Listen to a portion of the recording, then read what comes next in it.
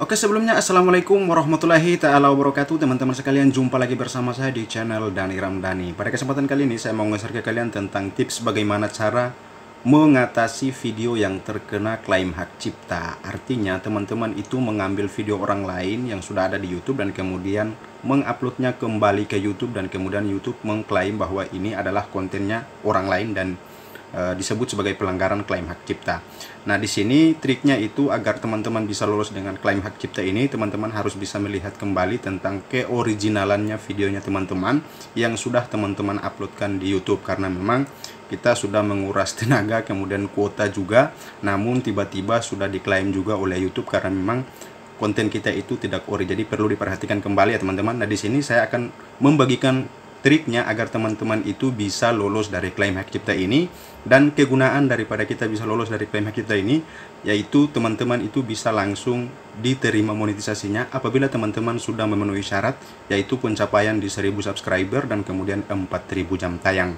Nah, karena memang channel saya ini sudah mencapai 8000 jam tayang dan kemudian sedang dalam proses untuk memenuhi syarat di 1000 subscriber, jadi saya akan langsung membersihkan channel saya dengan cara melihat kembali tentang pembatasan yang terdapat pada video yang sudah kita upload ya teman-teman. Nah, di sini karena memang ada salah satu video yang sudah terkena klaim hak cipta, dan ini akan saya langsung perlihatkan kepada teman-teman cara untuk mengatasinya ya, bagaimana kita menyikapi hal seperti ini agar kita itu bisa lolos dalam monetisasi teman-teman.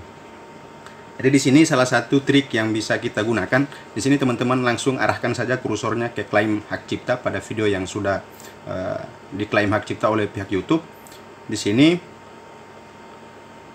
bisa teman-teman klik di bagian lihat detail ya. Ini klaim hak cipta, ditemukan konten yang dilindungi hak cipta, artinya pemiliknya itu mengklaim bahwa ini adalah miliknya beliau ya. Karena memang kita juga mengambil video ini dari video orang lain teman-teman. Jadi kita klik saja lihat detail. Kemudian di sini sudah ada ringkasan dan status hak cipta ya teman-teman, bisa teman-teman baca sendiri. Kemudian dampak terhadap channel, memang tidak terkena dampak pada channel kita. Kemudian visibilitasnya masih tetap bisa dipublish. Kalau misalkan lebih parahnya lagi, teman-teman itu tidak bisa mempublish videonya teman-teman yang sudah diupload, menjadi tidak bisa ditonton ataupun tidak bisa ditayangkan di beranda YouTube ya teman-teman.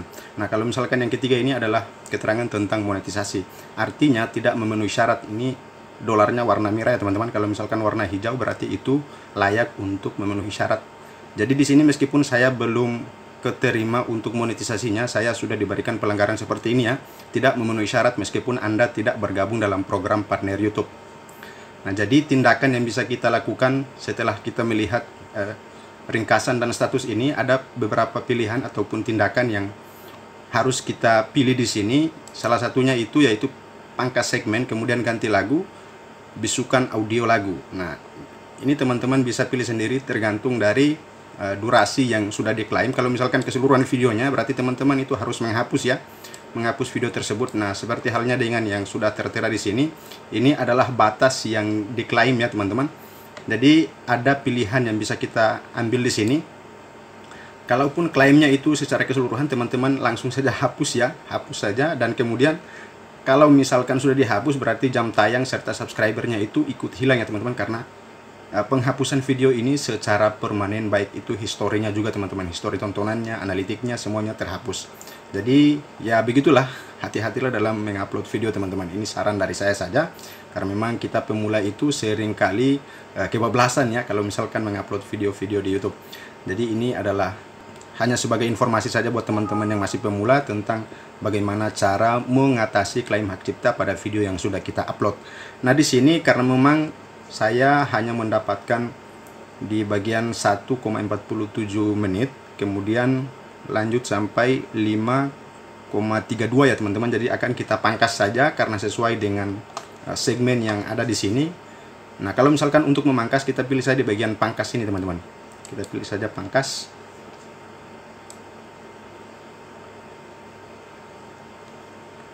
Nah, kemudian teman-teman bisa scroll bagian bawah sini ya. Nah, ini bisa teman-teman lihat dulu tentang konten yang digunakan. Kemudian jenis klaimnya itu di sini teman-teman, di bagian musiknya. Kemudian ini ya, klaim komposisi, artinya komposisi dari lagunya. Kemudian dampak pada videonya, video tidak dapat dimonetisasi atau tidak bisa diuangkan ya. Kemudian tindakan yang harus kita ambil itu yaitu pangkas segmen, artinya sesuai dengan yang diklaim saja teman-teman. Nah, kalau misalkan sudah seperti ini, langsung saja teman-teman pilih lanjutkan ya, bisa langsung teman-teman pilih lihat perhatiin jauh video yang dipangkas juga ya teman-teman. Kalau misalkan sudah selesai semua, tinggal teman-teman pilih saja dilanjutkan ya.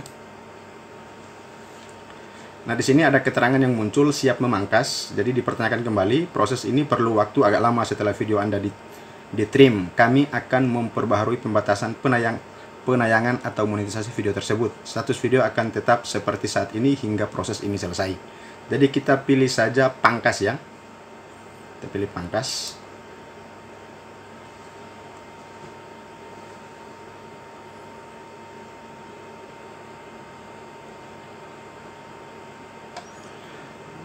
Nah, oke teman-teman, sambil kita menunggu, di sini ada keterangannya juga teman-teman. Proses ini perlu waktu agak lama. Anda dapat menutup jendela ini dan memeriksanya lagi nanti. Kami akan memperbarui pembatasan penayangan atau monetisasi setelah perubahan Anda diproses. Status video akan tetap seperti saat ini hingga proses ini selesai.